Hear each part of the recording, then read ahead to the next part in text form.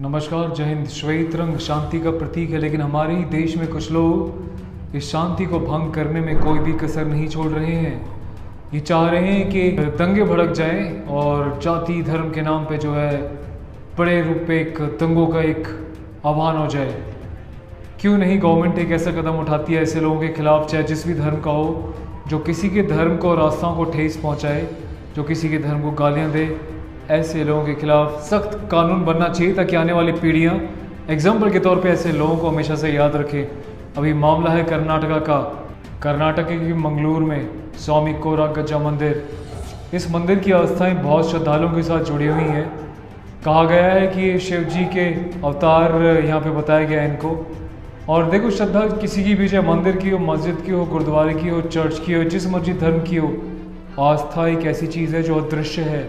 जो मानता है आस्थाओं का महत्व वही जानता है। अब हुआ क्या, 3 लड़के इस मंदिर में एंट्री करते हैं और आके वो घिनौना काम करते हैं, जिसको सुनने के बाद आप भी बोलोगे ऐसे लोग इंसानियत के ऊपर इतना बड़ा धब्बा है। ये लोग हमारे वीडियो को महिलाएं, बहन, बेटियां, बच्चे भी देखते हैं। मैं उस शब्द का उच्चारण तो नहीं करूँगा, यदि आप समझदार होंगे तो समझ जाएंगे। जनसंख्या, पॉपुलेशन कंट्रोल करने के लिए जो कोई एक पदार्थ जो इस्तेमाल किया जाता है, उस पदार्थ में इन लोगों ने अपना टॉयलेट डाल के मंदिर की जो दान पेटी होती है जिसमें दान डाला जाता है, उस मंदिर में सरका के चले गए। अगले दिन जब मंदिर के स्वामी जी ने उस को देखा दान पात्र में इस तरीके से गंदी चीज़ पड़ी हुई है, तुरंत पुलिस को फ़ोन किया। पुलिस ने बहुत प्रयास किए ढूंढने के, लेकिन ये जलील लोग पुलिस के हाथ नहीं लग पाए। उसके बाद होता क्या है, वही होता है, कहते हैं ना, ऊपर वाले की लाठी में आवाज़ नहीं होती, लेकिन लाठी ऐसी पड़ती है कि अच्छे को धराशाही कर देती है। स्वामी कोरागज्जा मंदिर में जितने भी श्रद्धालु आ रहे थे, हर दिन यही प्रार्थना करते थे कि प्रभु, जिसने भी ये नीच काम किया है उसको ऐसी सज़ा देना कि आने वाली पुश्तें याद रखे। और वही भी हुआ।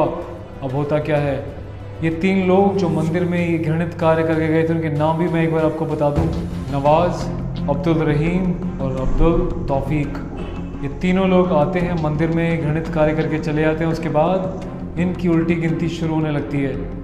अब इनमें से जो पहला व्यक्ति था, नवाज़, को अचानक खून की उल्टियाँ शुरू हो जाती हैं, और नीचे से भी खून और ऊपर से भी खून। डॉक्टर भी हाथ खड़े करने लगा। वह अपने चाचा के सर दीवार में मारता, कभी ज़मीन पर लेट के अपना सर मारने लगता। उसके बाद इसको एहसास हुआ कि इसने जो मंदिर में घृणित कार्य किया है, आस्थाओं के साथ खिलवाड़ किया, हिंदुओं की आस्था के साथ, ये उसी का परिणाम है।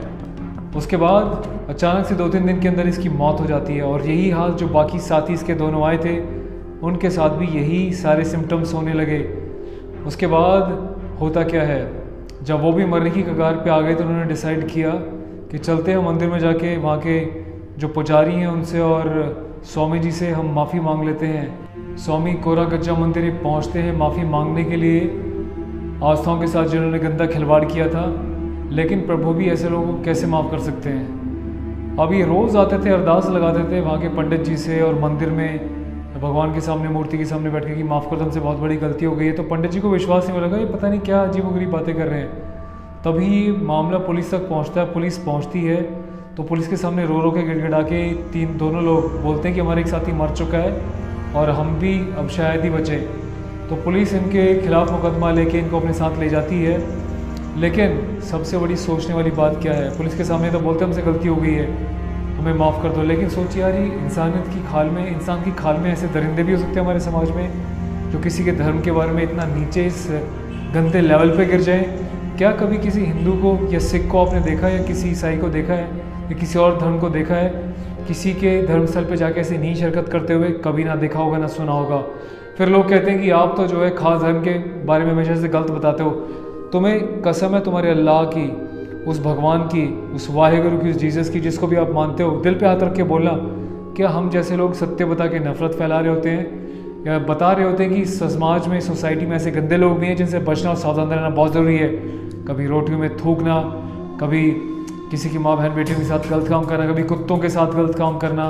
मतलब कितना गिरेंगे यार कुछ लोग। और ऐसे लोगों की वजह से अच्छे लोग भी बदनाम हो रहे हैं। कुछ लोगों की वजह से पूरे धर्म को भी बदनाम नहीं करना चाहिए, लेकिन ऐसे लोगों को बाइकआउट करना चाहिए खुद। और मुझे लगता है कि ऐसे लोगों के लिए ऐसी सज़ा बननी चाहिए कि आने वाली पीढ़ियों की रूह कांपे ऐसे लोगों को सज़ा देने के बाद।